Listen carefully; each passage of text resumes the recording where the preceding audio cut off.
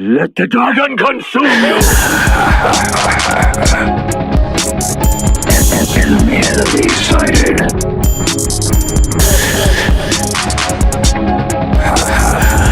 Stop the payload! Stop the payload!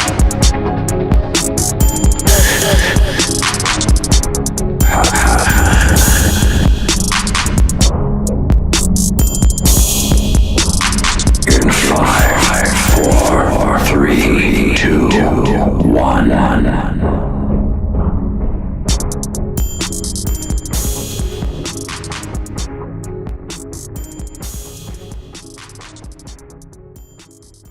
Back at it one more time with the Bird Watchers. This is Clay. I'm here with my homie Ryan. How you doing this week, Ryan? I'm doing good, man. I'm doing good. We made it to the second episode. Yeah, second number 2. That's the sign of success. Yeah. You did a second one. You're good to go. So we're ending season 8 and starting stage 2. Kind of like a good time, I feel like. Yeah, it's exciting, right? Because we get our first playoffs. We get to see the results of it. What kind of adjustments come about? We're on a new beta. Yeah. New meta, new patch. It's a big deal. Yeah, what do you think of, not to get into any spoilers, what do you think of the meta? We watched quite a few games this week. What do you think of the meta so far? And you're a support background. Do you like what you see so far? Yes. Yeah. I'm really enjoying seeing a bunch of supports being played, and we're even getting Sombra pre-patch. There's a new patch coming. I love that girl. Yeah, and she's fun. She has enough of a kit to keep you busy, and then we're seeing a lot of players utilize what she has now, and I can only imagine once those buffs come through. Do you consider them buffs? Oh, absolutely. I don't think she'll be played the same way, but I do think, and people have mentioned she seems overpowered, but everybody says that going into it. Yeah, seems overpowered. But I think she will become more of a DPS role instead of just an EMP farm role, which is cool because her EMP is very powerful, and if she's powerful behind it too, that'll be sweet. Yeah, even her out a little more, right? Yeah, it'll be cool. So we'll get into kind of what we want to do for a format. Last week we had the playoffs, so we didn't really have a format going. Each week we want to take games that we think are going to be the big games to watch, rivalries, really high competitive stuff, and we want to follow those, and we will still hit on the games that are played. Maybe give a little tidbit here and there. Yeah, we're gonna make sure you guys know what happened, what the score was, who took what map, and then any high level comments we have on those games specifically. And don't worry, you fans out there, because if you're a fan of the Dragons, we understand. There'll be a point where we'll talk about those games as well. Oh, absolutely. Because I'm sure they're getting to their point where they're gonna break out. Yeah. Which we do see in one of these games, but yeah, absolutely. Let's get into it, man. Yeah, so we start off Wednesday, February 21st with, I think it's the first match of the night, Seoul Dynasty versus Los Angeles Valiant. Do you going into this, did you think it would end up this way, where Seoul wins 4-0? No, and this is our main map of the night too. Yeah, so I was kind of hyped for it. I even went to a bar for this one. Nice. To kind of celebrate, with my boy it taking off. And Seoul Dynasty has been in that mode before Stage 2 where they were petering off. Like, we noticed that other teams were kind of stepping up and competing at the same level. I did kind of have a premonition last release that, okay, well, now that the meta is shifting, we're getting off the old patch, you would get like Ryu Jae-hong on, the Ana, and we'll get to see that kind of combo piece and that aggression that they have, because they have a great support duo. Right. I didn't think they were going to take off like this, especially against the Valiant, who, juxtaposed to that, they started getting better towards the season. They weren't peeling off; they were heating up. Yeah, we're putting them up there in the top 5, easy. But this performance here reminds me of the beginning of the season, of where both these teams were. Seoul Dynasty took off like a rocket, and Valiant was kind of on their back foot. Yeah. Absolutely. It looked like they were trying to figure stuff out, and it's getting a little late for that. Yeah. So, how did you feel about it in general? I mean, it seemed tight throughout the whole way. I did think that the dive composition that Seoul has been known for. They were able to master it a little bit quicker without a Mercy.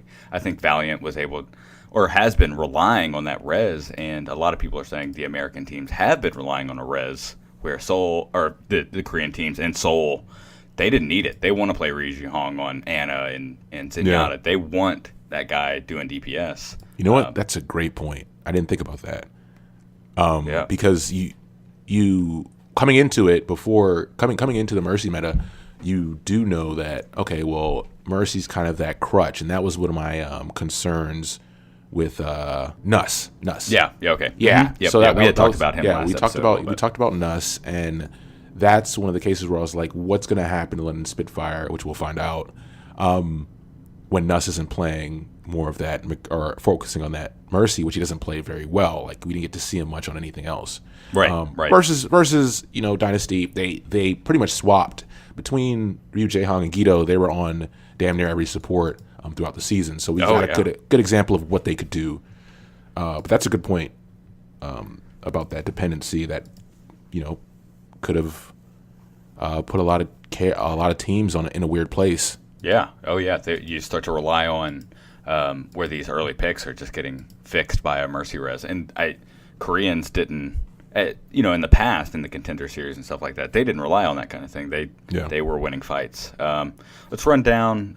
So we did get a new map list for Stage 2, which pretty cool ones on here. Everybody's pretty excited about Kings Row coming back. Route 66 is a cool map. Yep. So we have map 1, Full Sky Industries. Like we said, it's a 4-0 for Seoul. These games were tight, but Seoul definitely looked a little bit more dominant. So, Full Sky at number 1, and then Nepal 2, Kings Row, and then Route 66, all taken by the Dynasty. Clean sweep, which matters in the map differentials, man. Oh, yeah, absolutely, especially towards the end of the season when you're fighting for that top spot, right? And that's a theme that we're going to see throughout this week, is that you have a lot of sweeps at the high level, but the play is getting a lot tighter. Oh, yeah. It definitely doesn't seem like somebody's getting crushed, you know what I mean? Exactly. Just some stuff that stuck out to me. The dive, as far as the tanks are concerned for Seoul, looked really tight. Everybody looked like they were playing as one unit. Fate and Envy for Los Angeles, kind of on different points of the map. They're kind of all over the place. Another big thing, Unko, who usually, just an insane Zenyatta, getting caught off a lot. Yes. Which you don't see very often. Yeah, he seemed a bit off. Yeah, he did. He did. And, okay, so do you feel... do you feel like they had too much time off? So that whole week they have off, right? Right. You have that week off. You're not playing in the playoffs. You're kind of in this mode. Do you feel like it's a rev up period, or how do you think that affects anything? Yeah, and absolutely. If you're coming from a spot where you were, everybody viewed Los Angeles to be one of those top contending teams. It almost. Have you seen Mighty Ducks 2? Yeah. When way to bring up the classic. Yeah, well, when America's coming in to they're playing in the Junior Olympics, and like, oh, dude, we can beat the Russians, no problem. I feel like Los Angeles took the week off, maybe did a little bit of drinking, hanging out, kind of took the week off, and Seoul's still putting in reps, baby. Yeah, every day, and that's life. Yeah, and it was Team Iceland, not the Russians, but Team Iceland came in and beat them up, and that's what it seemed like. Seoul just. Was comfortable with this meta more than anything else, right? Yeah. Soon and Agilities are kind of our front runners on Los Angeles as far as DPS is concerned, and it didn't seem like they were on the same page a lot of the time. Kind of off doing their own same things. And then Agilities, kind of playing aggressive. Map 2, he was doing some in front of the tank dives and just getting picked up really quick. And Agilities always reminds me of more of a Shadowburn type Genji player. And we'll get to that too. Yeah, we'll get to no Shadowburn this week, but it's one of those things where play to your styles. And I struggle with this sometimes, around Diamond, where I think that this character is more commonly played more aggressively, right? But I'm more from my skill set and what I'm comfortable doing. What I think I bring the most to the table is when I'm playing more zone, type offenses. Absolutely. More appealing type approaches because I'm mainly a support and a tank player. So when I go to DPS, I see all these people, diving in and doing all that. I'm not great at that. So I think you're exactly right. So play to your strengths. I mean, there's no one way to play something. It's almost like a basketball where if anybody's been keeping up with the latest news, Lonzo Ball on the Los Angeles Lakers has a shot that is completely different, like from anything we've seen in the last couple of years. It's not your standard shooting form, but he gets the numbers, right? Like he gets the numbers and he performs at a level that's worth NBA. So it's the same kind of thing I think about constantly is, do play your game. Yeah. Why try to switch it up? And I think that's what they went into this trying to do. And like I said, just not comfortable with someone not being on the mercy to fix things.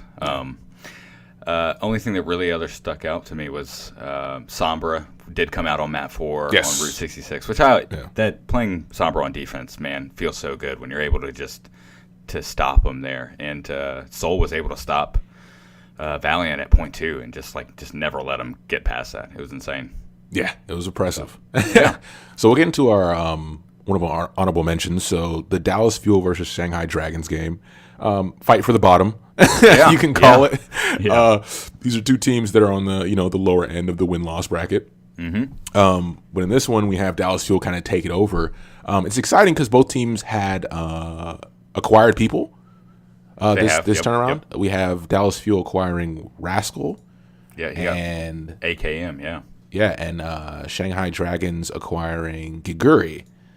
And the only thing I can mention about this map in general is that this match. I'm sorry, this wasn't exciting. This was not. This was not a game that was really enjoyable to watch. It was kind of bland. There was no real big plays. Yeah, kind of more of the same, really, for Shanghai for sure. Exactly. One thing that did confuse me though is that we saw a lot of Zarya. This is the first time we've seen this much Zarya up to this point. And everybody knows that, the first woman player to be signed, which is Giguri, is a known Zarya player, and they didn't put her in. And it's decisions like that kind of make me question their coaching, their leadership, and what the plan is there. Because like you mentioned, they're not supposed to play for half the season. Yeah, I think they're, as far as coming over, I think they're working on visa stuff. And then, why even try to shift into the Zarya comp if you're not going to have the best person out there? I think they have acquired a couple guys. Nothing is for sure besides Giguri, I think. And, excited to see them come because I know it will happen, but it's going to come halfway through the season. And, man, they're going to be putting in these reps in these games with guys that are probably not going to be playing. Yeah. So, and I don't see them. You can't. It's really hard to be a team that has a high loss record and then trying to trade off people later in the season. Yeah, right. Right.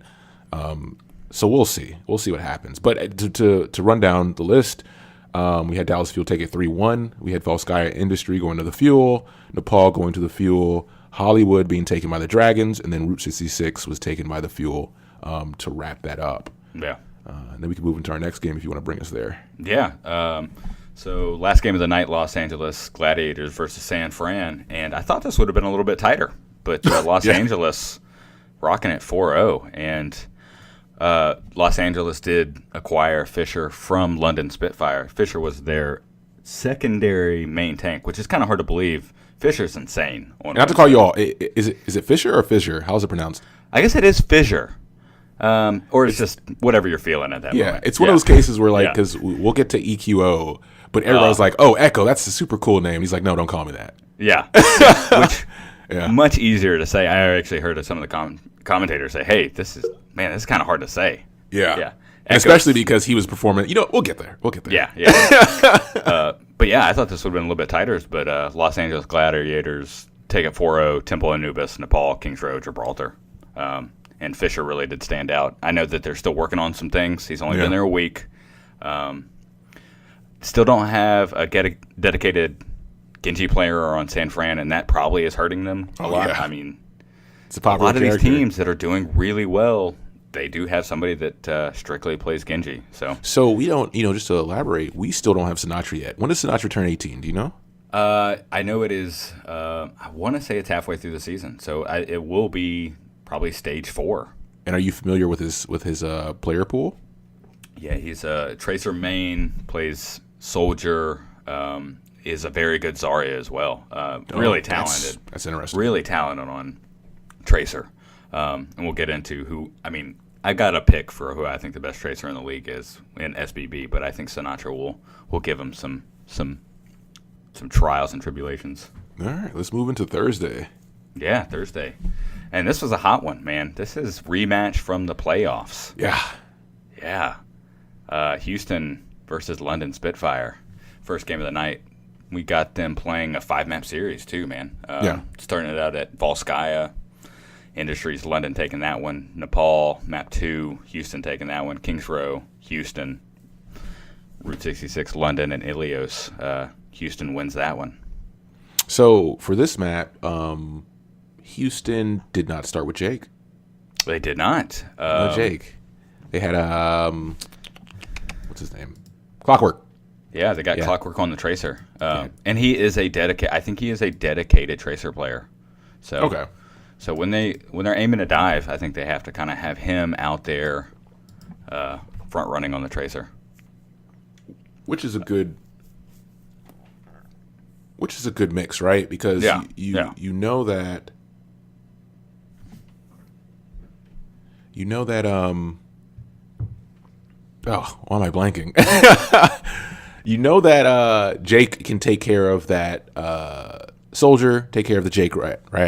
Oh yeah. And what's the question that comes up is something we talked about in the playoffs, which is that, you know, the combo of SBB and Liberal versus the combo of SBB and Pine versus the combo of Pine and Liberal. Like, how do you want to handle it? Because when you have a guy in that position that is more than just the players he picks, that kind of guides it. Because you see it in SBB. Like, when SBB's on the stage with those guys, like Jonak's hype, everybody's hype, and they're in a different kind of mode. Oh, yeah. And when you take that leadership piece, like, every team needs a red Power Ranger, right? And I stand by that. And that's Jake, baby. And that's Jake. So it was one of those things where I was concerned. It was cool to see Clockwork, because Clockwork looked like he was hype, and he was ready to, you know, pull his weight, and he did.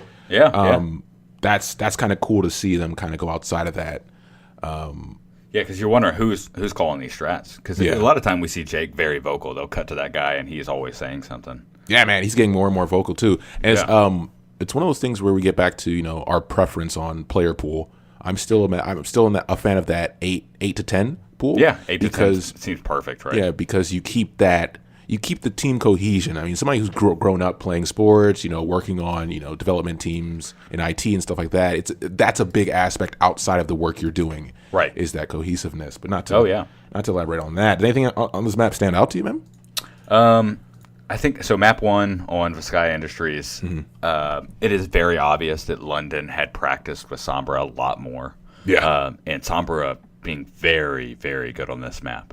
Because point 1, I mean, if you're able to control the room with a mega health pack, it's almost impossible to lose it if you have complete control over it. Other than that, like I said, they felt really comfortable on it. Linkser comes up short quite a few times on Dragon Blades, and I think that hurt them quite a bit. So, like I said, London did take that. So map 2, they get into Nepal. It seemed like they were getting into the groove a little bit more. Houston, I think Jake finally comes back on here. And he gets underneath, what is the map called? It's on Nepal, but it's the underneath one. It's got where they can boot people off the sides. Jake gets under that, hides under that, and just starts launching these grenades at him. Man, can't do anything. What about you? That first map was definitely cool, Matt. You know I'm a cool Matt fan. His Diva play is always tight, and it kind of resembles how I play Diva, so I kind of I'm attracted to it. Oh yeah. But there was a case where during a bird ring of attack visor, so I think this was the first attempt at that second point, in which, you know, Linkser botches a Dragon Blade. Pops Dragon Blade, gets picked off. Just nothing, yeah. Yeah, and then Birdering comes in from the left side if you're facing point 2, and then pops attack visor. And instead, Cool Map has a decision to either, you know, rush Soldier and then defense matrix him, or do something else. And his other something else was to go take out both supports by himself. Yeah, on Diva. Like, hey, forget it, dude. I'm going to kill these guys by myself. Yeah, and then everybody was able to swap to Birdering Even though he got like 1 or 2 picks at that point, it pretty much saved that point. Yeah. And if they wouldn't have done that, they would have had double the time bank if they would have scored off of that, which put them in a great position for that map and to take it. Yeah. Right? Oh, yeah. Or actually, no, sorry, they didn't take the map. But it put them in a good position to even out the odds of them having a chance to. Because we all know that double time bank is very important at all levels when you're laddering. So only imagine in a comp, if you have the time, they're going to use it. Oh, yeah. Yeah. That pushes us into map 3. Like I said, Nepal, Houston finally getting into things and seemed a lot more comfortable on map 2. Lynx are not hopping on the Genji as much. I think that's kind of his weakest point. That's his... I don't know. I see him playing a lot of Widow, a lot of Soldier, some Tracer, and I know they're trying to slot him into the Genji role. Seems a little underwhelming right now. But like I said, map 3, we get to finally see Spree play a little bit. We haven't seen him play a lot, but we know him as a great Zarya player, and it really showed. And I'm glad to see King's Row back on the rotation, man. One of the best maps. Yeah, man. It's solid. Yeah, man, dude. He just average energy of 50 the whole time. Dude, it's scary. Yeah. You see that glowing, big, muscular woman right in front of you. You want to step back. And it really did put a damper on London when she came rolling in. Yeah, they went on that 2-win spree through Nepal and Kings Row. Yeah, kind of got him on a roll. And then I guess, Houston did. Oh, no. Yeah, London did take Route 66. From what I remember, Houston just wasn't able to get anything going on point 2. Yeah.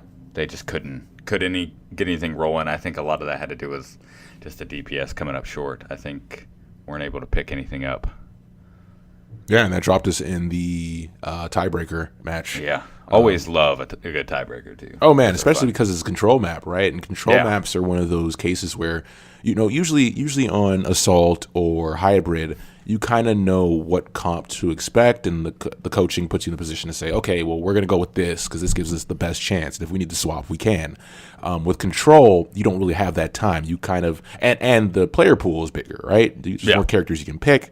Oh, yeah. So it's an interesting situation to see when you get to the doors and see who's inside. You're like, oh shit, we have to swap. But by the time we get to that point, they're going to have 30, 40%.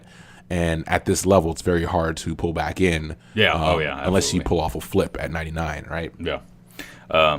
Only thing the biggest thing that stuck out to me, map 1 and 2, actually, now that I think about it, Houston hops on the point. They're taking the point. No one's dead yet. No one is dead. Houston already has the point. And once they have the point like that, man, it is sometimes difficult. You see these first fights last forever without anybody dying, and they're just getting ticks off of it. I think they get to 30 or 40% before London's able to even switch it back over. Yeah, man. I'm trying to think. They signed a new player as well, right? Houston signed Fact Fiction. Yeah. And I think he's just going by Fact for this. I'm not sure. Shorten the name. I like Shorten the name a bit. Yeah. Okay. And it's one of those cases like they could use that third tank. Or do they have? They don't have a fourth tank.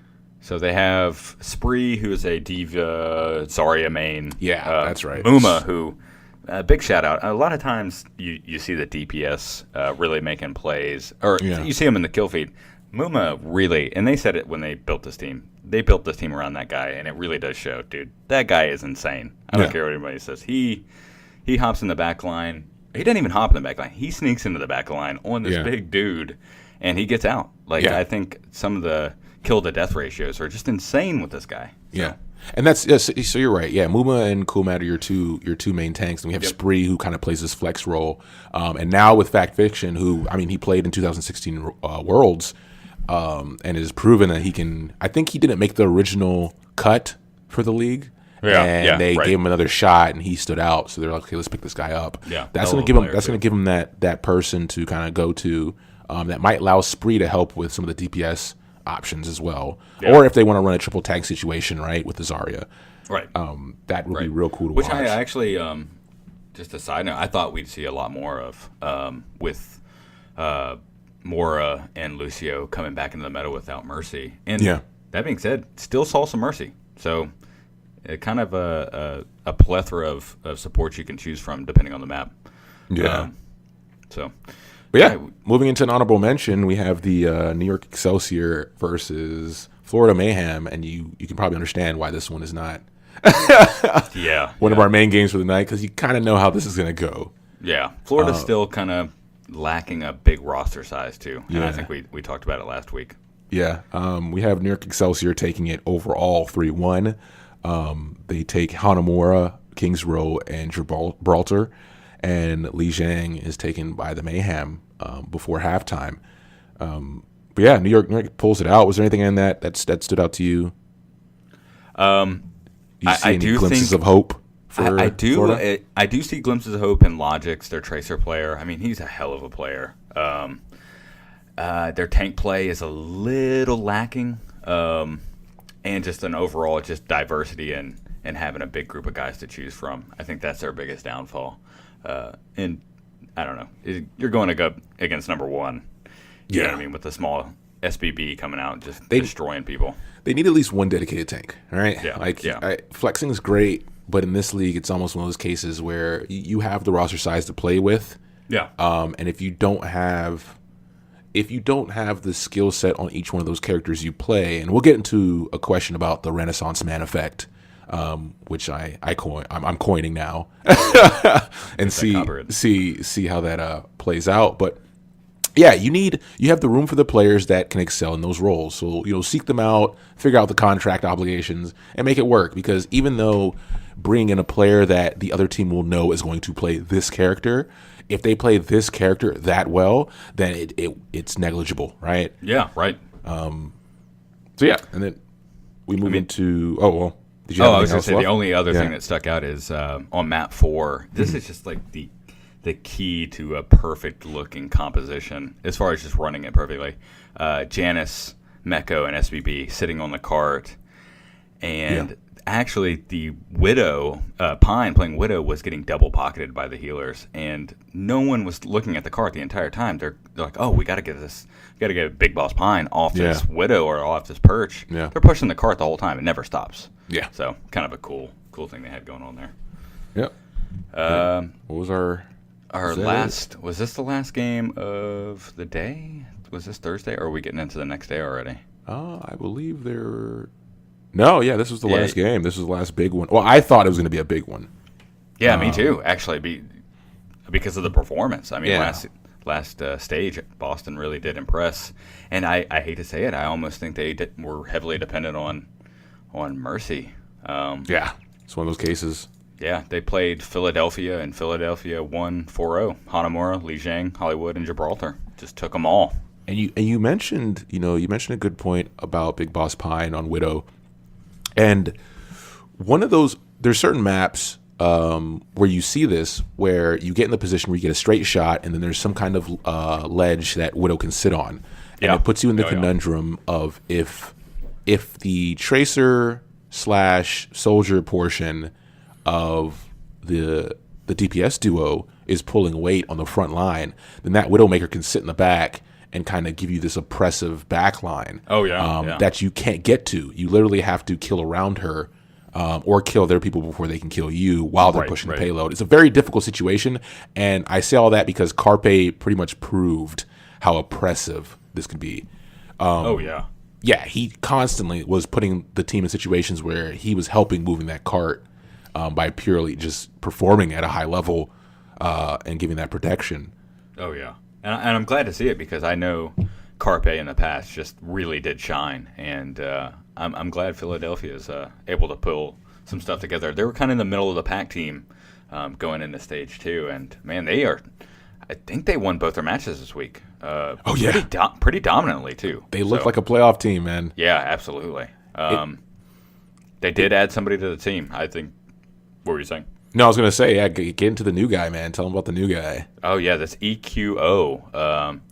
I think the most notable stuff he's done is he played with the Israel World Cup team. Mm-hmm. And I didn't get to watch a ton of their matches when they were playing then, but first map, he hops on the Genji, and, dude, just he's like, man, it's my first time playing in Overwatch League. I better get a quad kill. And he did.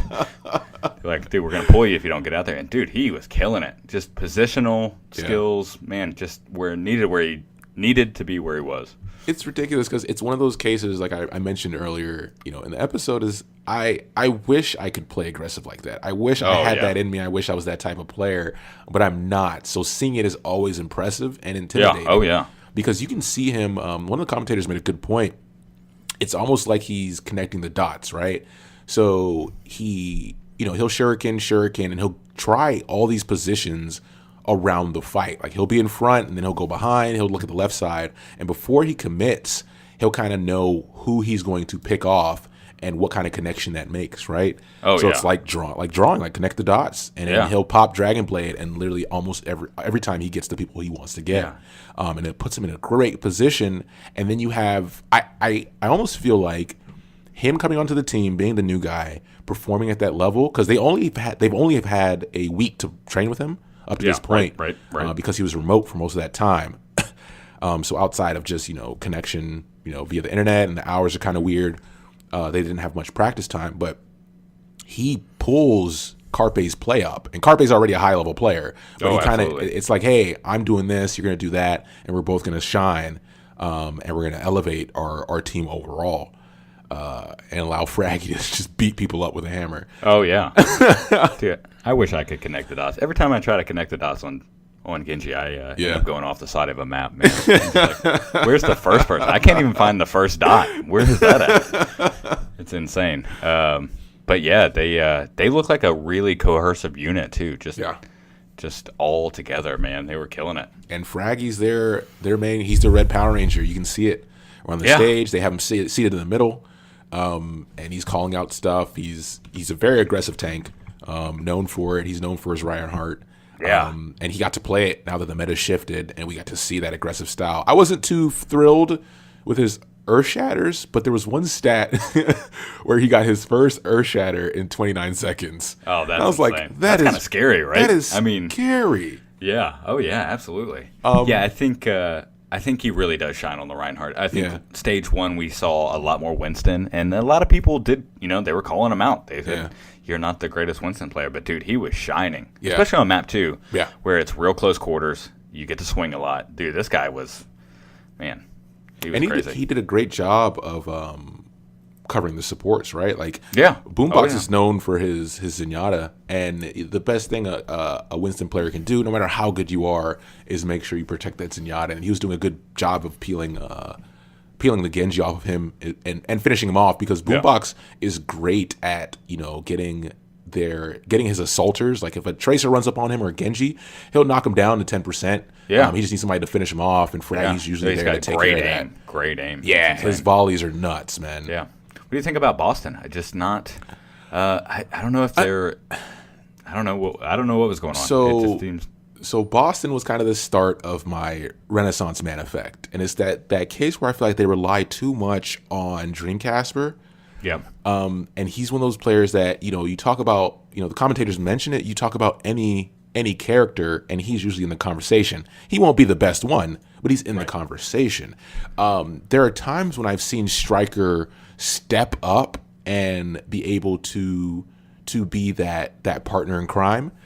But it's always a case where Dreamcasper is just carrying the load and everybody else is kind of doing their best. Right. I don't know. I think they have some.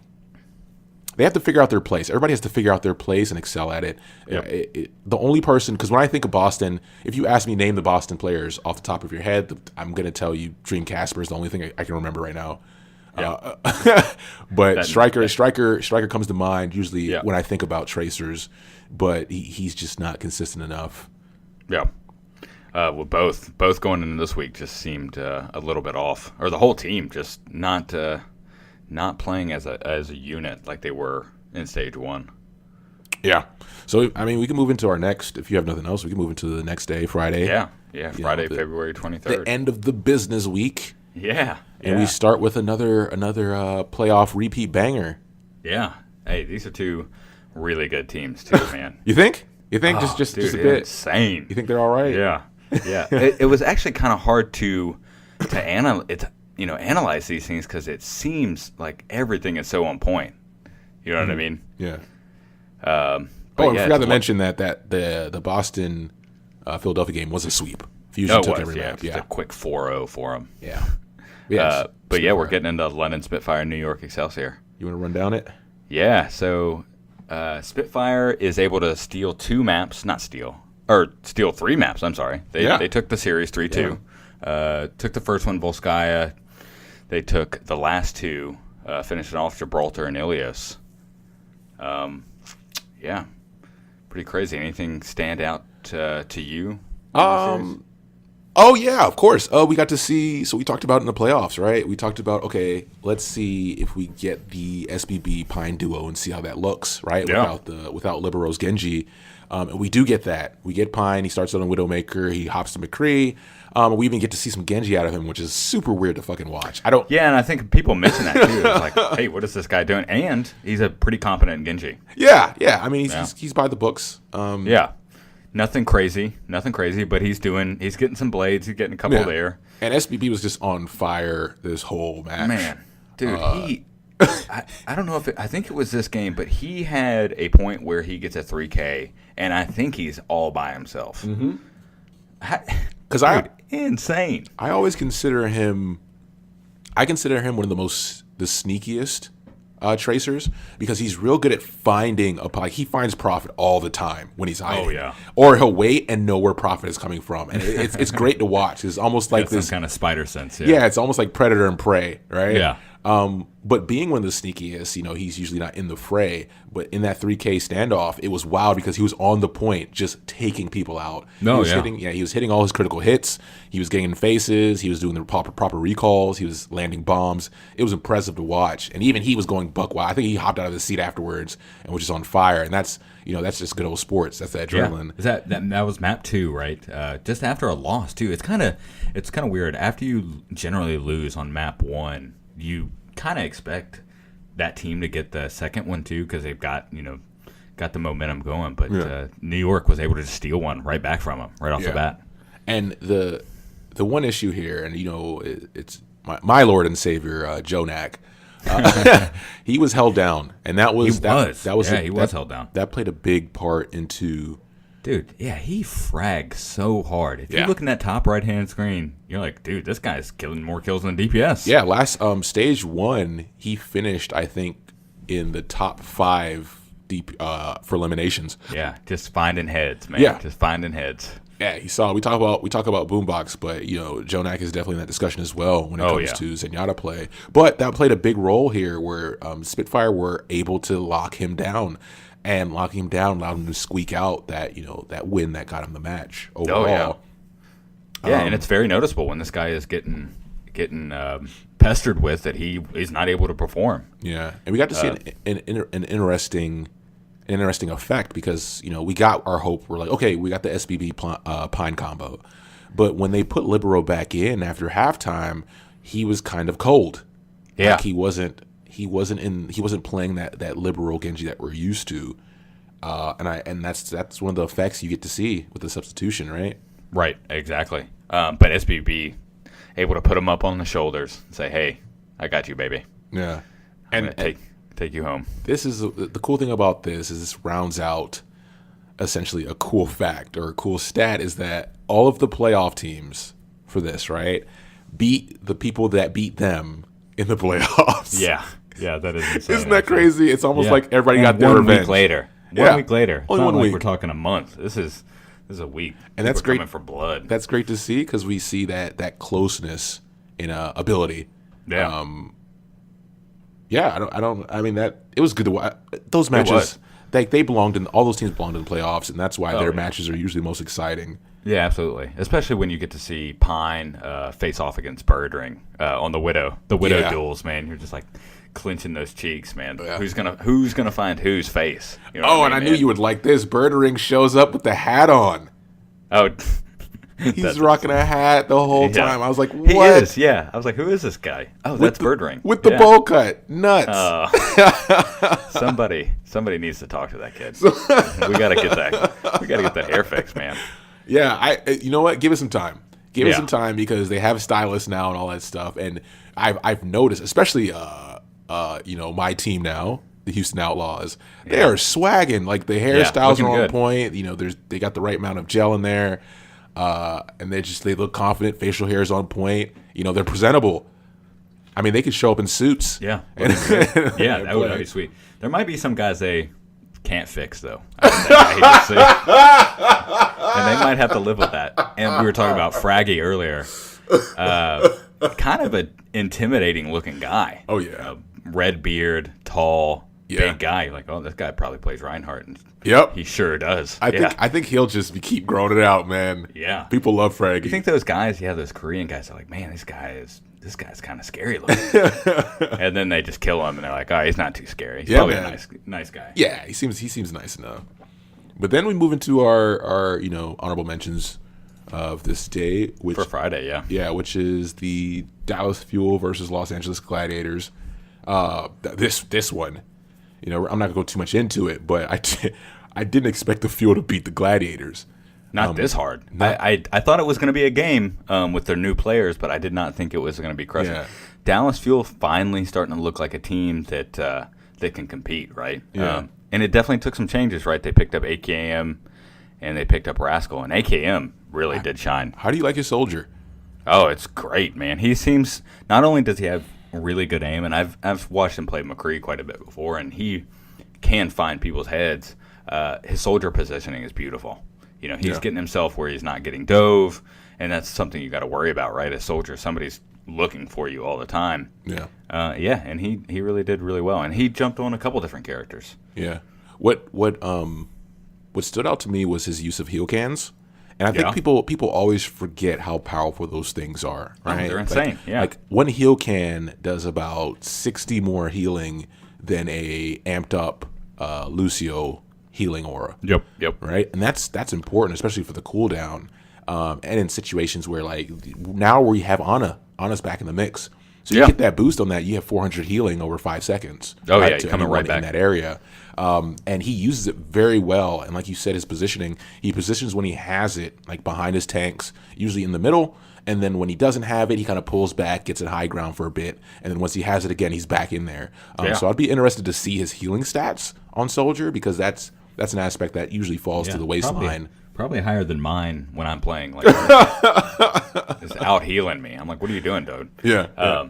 It's awesome that you mentioned Ana. I was watching that combo of Ana Soldier, and they would repeatedly try to dive him on Hanamura map 1. Yeah.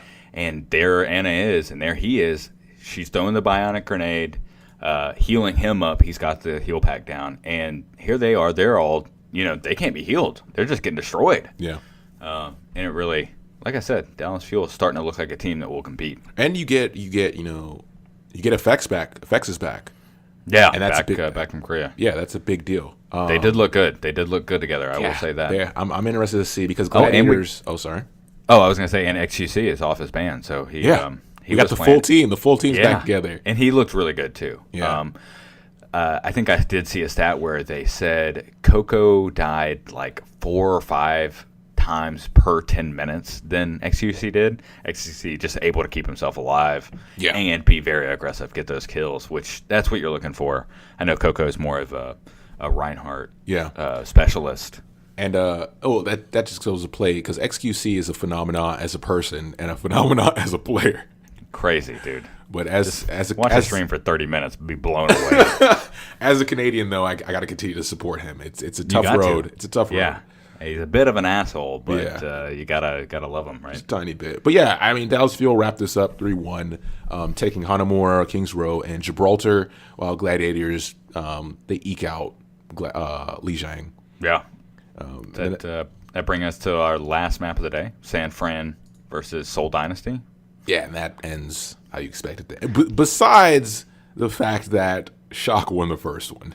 Yeah, which, generally you get that momentum going, you're going to take some more games. But, maybe Seoul wanted to pump them up a little bit. Say, hey, we'll give you the one. Yeah. We'll take the rest, though. Yeah, we're going to do this one 5v6. Let somebody go use the bathroom real quick, and then we'll come take the rest. Yeah. But, so Shock take Hanamura, and then Dynasty finished it out, taking Lijiang, Hollywood, and Gibraltar, putting them at 3-1 for the match. Yeah. And that moves us into Saturday. What do we have Saturday?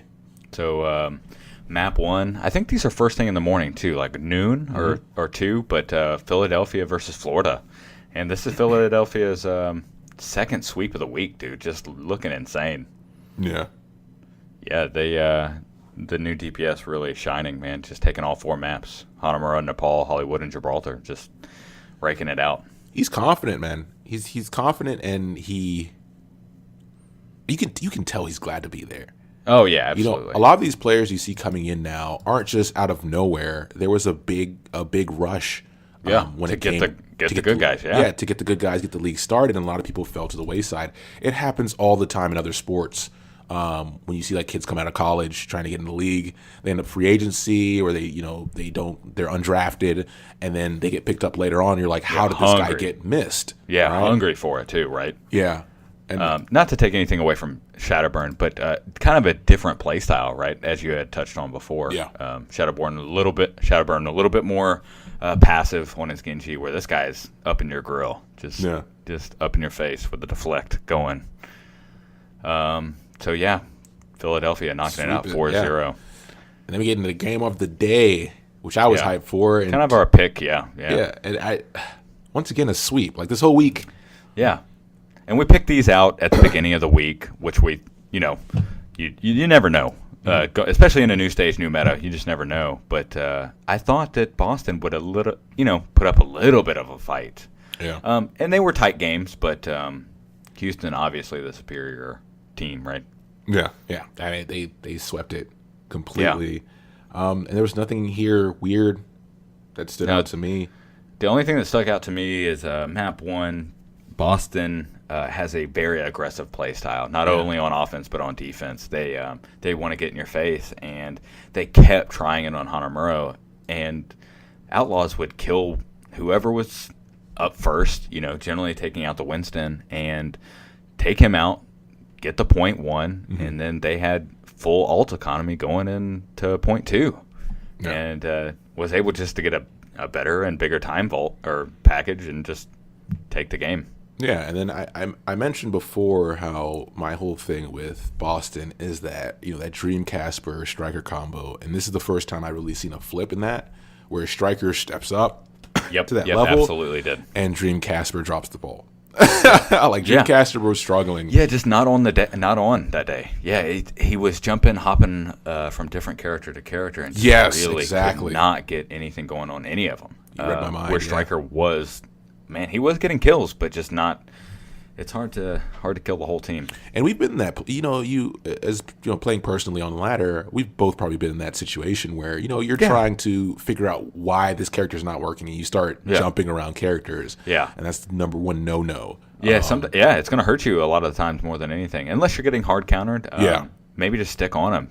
You just might be positioning yourself incorrectly, and I think a lot of that came down to Dreamcasper just putting him in spots where he shouldn't be, and he was getting picked off. He was doing a lot of flanking on his Genji, and he did switch over the Tracer for a little while, and just getting taken out, man. And the thing with Boston, I kind of wonder from a personal standpoint, when you're in the Renaissance Man situation, I wonder if there's a lot of pressure on him to kind of to always be in that position to carry, because you can't really guarantee that you're going to have that help, and people are looking to you, because I think he's the shot caller. I'm not sure. I think so too, yeah. And that's just a lot. That's a lot to put on someone's plate. It's a team game. So I would like to see, I like watching Boston. I would like to see them kind of step it up a notch overall in all positions. Yeah, we get a sweep on that one. And then we wrap up, this week with the Shanghai Dragons versus Los Angeles Valiant. You know how that turned out.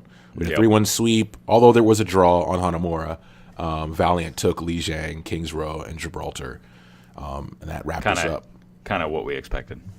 Yeah. So, I mean, overall this week, man, anything else you kind of... I had a few questions here that I wanted to address, but... I mean, just the biggest standout for the word Bird Ring, man. And did they do a player of the game or a player of the day? Bird Ring just all week, man, just stood out.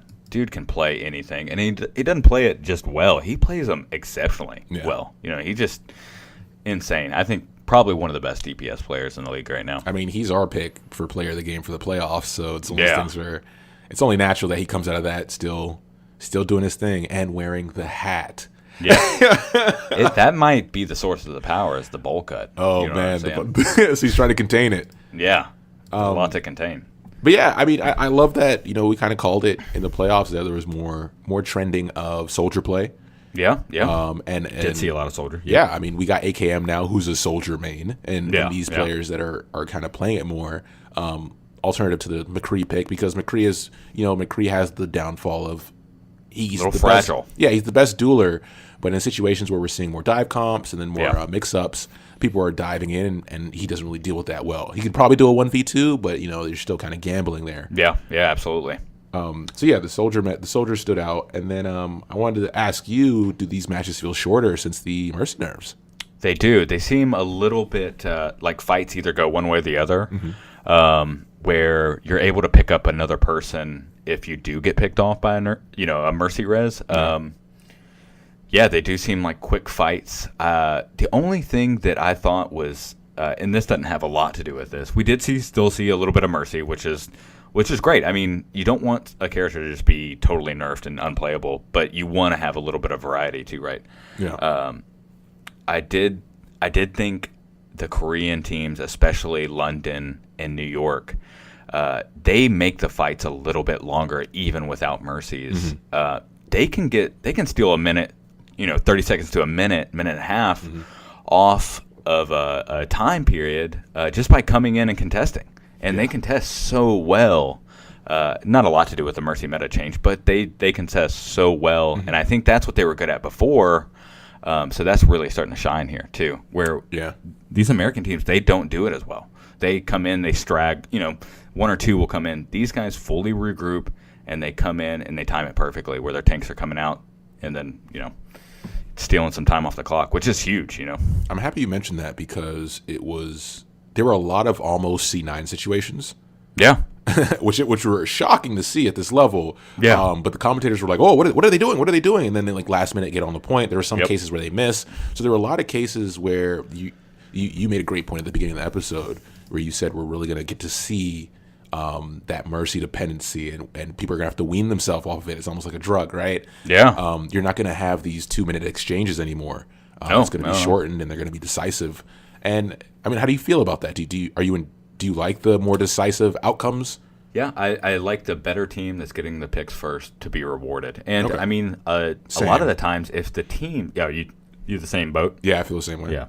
A lot of the times, though, if the team on the receiving of a death end is able to get a pick, pretty quick afterwards, then we're still getting a 5v5 or a 4v5 or something along those lines. And you still can come back from these. Yeah. A death doesn't mean you're going to lose. And I think a lot of Stage 1 kind of relied on if you did lose somebody, you lost a fight. Yeah. And you don't have to play that way. You can still get a pick. If you focus and you're calling the right targets, you can still get in there and still win the fight, even down a man. Yeah, man. So, I mean, that kind of bleeds into my next question is, they mentioned that this is, I think not Ben. They had a commentator with them this week that was a former professional. I can't remember his name.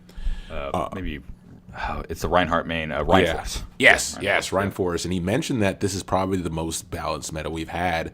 And I felt the same way. I've had conversations with coworkers I play with and friends I play with, and we're in agreement that I think it's the most balanced. How do you? I mean, from my standpoint as a support player, I mean, I got to see all my supports being played, including Sombra, right, which I consider a support. So, do you think it's the most balanced? I mean, we've played in every meta or every season so far. Yeah. Oh, absolutely.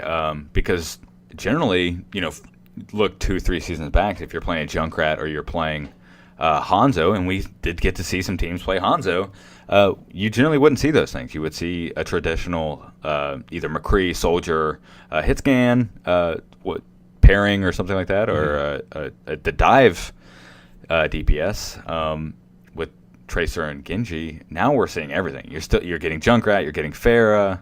And like you said, all the supports are coming out. All the tanks seem to be coming out. We're still not seeing a ton of Orisa, but still seeing Orisa.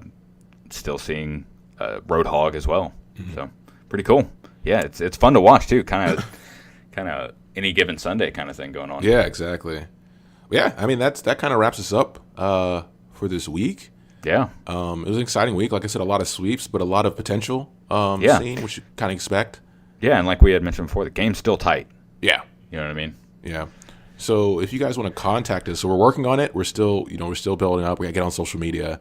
But right now we have a Gmail. You guys can reach us at an email.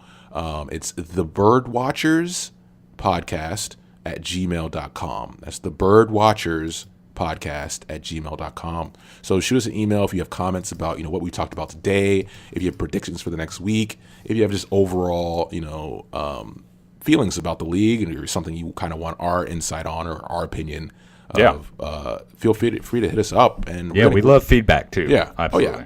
If there's something we could do better, if there's a format change, if we need to focus on more of the honorable mentions more, let us know. We're trying to keep this a tight, 45-minute package because we know people have to work, but we want to give you a good overview of the week so you can talk about it over the water cooler, right? Yeah, absolutely. Yeah, and week 2 looks good, so we'll get into that next week for sure. All right, everybody. Thanks for listening. Yeah, all right, guys. Sweet. Bye.